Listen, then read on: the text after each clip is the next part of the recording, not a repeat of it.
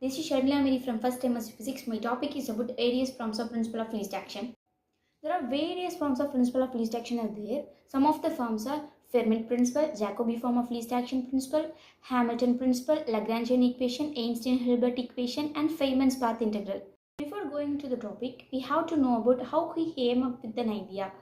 Around 40 AD, the Heron of Alexandria noticed that when light moves between the 2 points, out of all the possible paths between them, it follows the shortest one. He proposed what we might call the principle of least distance to define the path of light.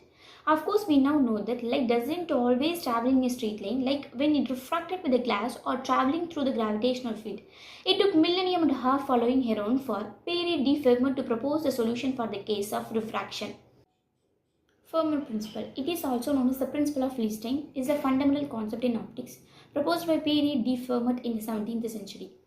It states that light travels between the point, follows the path that takes the least time rather than necessarily the shortest distance. Fermat form of least action principle.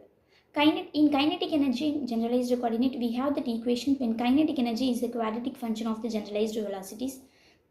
Summation of L is equal to 0 to n QL dot dou T by dou QL dot equal to summation of L ML into dou summation of L dou Ri divided by dou QL into QL dot summation of K dou Ri divided by dou QK into QK dot equal to 2T, which is the special case of Euler's theorem.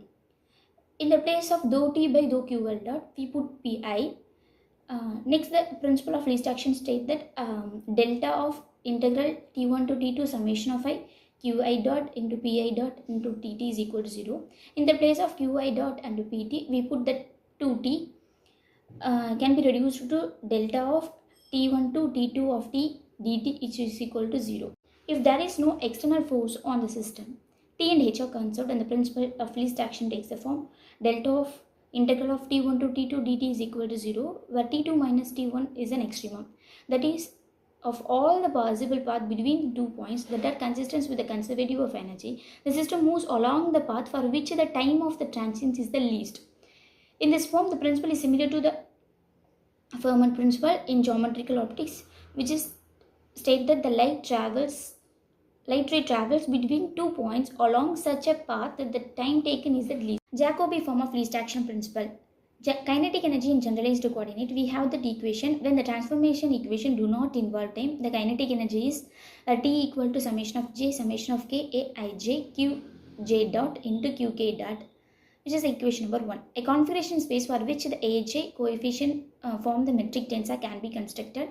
The element of the path, element d rho in the space is defined as d rho the whole square equal to summation of J summation of K A J K Q J dqj into dqk, which is equation number 2. It can be written as d rho divided by dt the whole square equal to summation of j summation of k a j k qj dot qk dot. From equation 1 and 2, the right hand sides are equal, so we equal that left hand side, where t is equal to d rho divided by dt the whole square, or it can be written as dt is equal to d rho divided by root of t. The principle of least action takes place. Delta of integral of t1 to t2 summation of pi qi dot dt equal to 0. It can be reduced to delta of integral of t1 to t2 capital T dt equal to 0. We substitute that equation 4 in that equation 5. Delta of integral of t1 to t2 root of t d rho equal to 0. For conservative system where h is equal to t plus v, we substitute that equation number 6. We get delta integral of t1 to t2 root of h minus v q d rho equal to 0. This is a Jacobi form of least action principle. It is now referred to as a path of system in curvilinear configuration space is characterized by the metric tensor with the element ajk. Jacobi form of least action principle offers several advantages in classical mechanics, particularly in the study of conservative system. Time independence. Unlike the Hamilton or Lagrange formulation, the Jacobi form eliminates time as the explicit variable. It focuses on the geometry of the path in configuration space rather than time evaluation, making it well suited for problems where time is not a key variable, such as in the case of closed system or problem involving only energy conservation. Geometric interpretation. The Jacobi form has more geometric interpretation compared to other action principles. It is often framed as finding the shortest path in a modified configuration space with a conformal metric. This can be provide deeper insights into the nature of the motion and the underlying geometry of the problem. No need for parameterization. Since the Jacobi principle removes the explicit dependence on time, it also removes the need to parameterize motion with respect to time. Instead, it treats the system as a whole, allowing for the focus on the sequence of configuration the system goes through regardless of the timing of those configuration.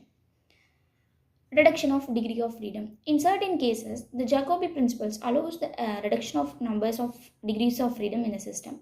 By eliminating the time variable, it reduces the complexity of the equation, which can make solving them easier, especially for the system with symmetries.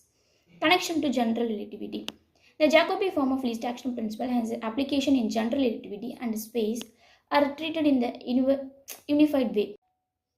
The Jacobi form of least action principle is more advantageous for the problem where time is not an explicit concern, where energy conservation simplifies the dynamics, and where the geometric understanding of the motion is beneficial. Thank you.